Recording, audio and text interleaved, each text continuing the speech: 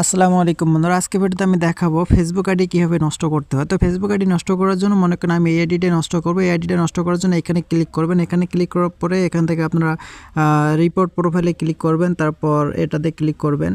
তো আমি যেভাবে রিপোর্ট দেওয়া যায় আমি সেভাবে মূলত রিপোর্ট দিতেছি, ঠিক আছে। এভাবে যদি আইডি নষ্ট না হয়, এটা আমরা নর্মালি আইডি, এর থেকে হাই আরও অনেক প্রসেস রয়েছে। তো এই প্রসেসগুলোতে কাজ করলে দেখা যায় যে আইডি খুব দ্রুত নষ্ট হয়ে যায়। এটা অনেক সময় এই আইডিগুলো কাজ করে না, এই রিপোর্টগুলো অনেক সময় ধরে না। তবে অনেক সময় যাদের ফোনে আইপি ভালো থাকলে কাজগুলো দ্রুত হয়ে যায়, ঠিক আছে, যাদের আইপি অনেক ভালো। তো এখানে দেখে আমরা রিপোর্ট মারি, আবার রিভিউটা আসতে মোটামুটি অনেক সময় লাগে, প্রায় 1 ঘন্টা 1.5 ঘন্টার মতো সময় লাগে। তো যার ফলে আমি রিপোর্টটা এখন দেখাতে পারবো না। তারপর আমি রিপোর্টটা দিচ্ছি, আপনারাও এইভাবে রিপোর্ট দেবেন। এইভাবে রিপোর্ট দিলে মূলত একটা আইডি নষ্ট হয়ে যায়।